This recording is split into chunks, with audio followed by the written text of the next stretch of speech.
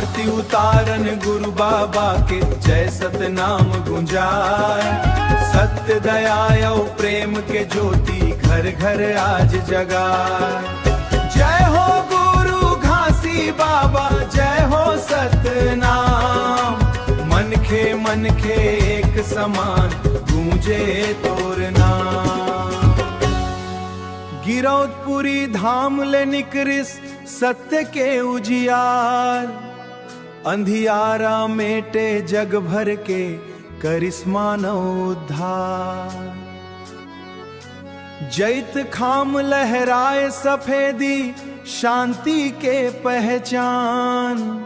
झूठ भेद भाव सब मिट गए, गूंजे सतनाम। गुरु अमरदास ज्ञान बगर ऋण सेवा के दरबार। गुरु वचन ला जन पहुँचाइन, खोलिन मुक्ति द्वार। दया धर्म यौने की सिखाइन, प्रेम के प्रचार। सतनाम के ज्योत जला के, करी न जग उजियार।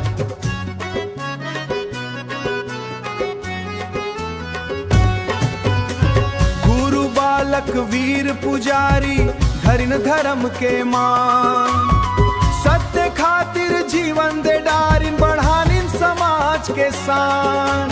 अन्याय आगे कभू न झुकिन, रखिन ऊंचा मान।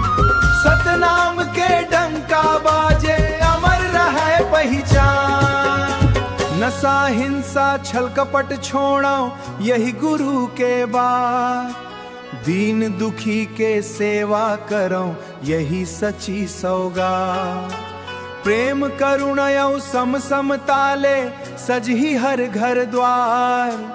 गुरु बाबा के पावन बानी, बनही जीवन आधार।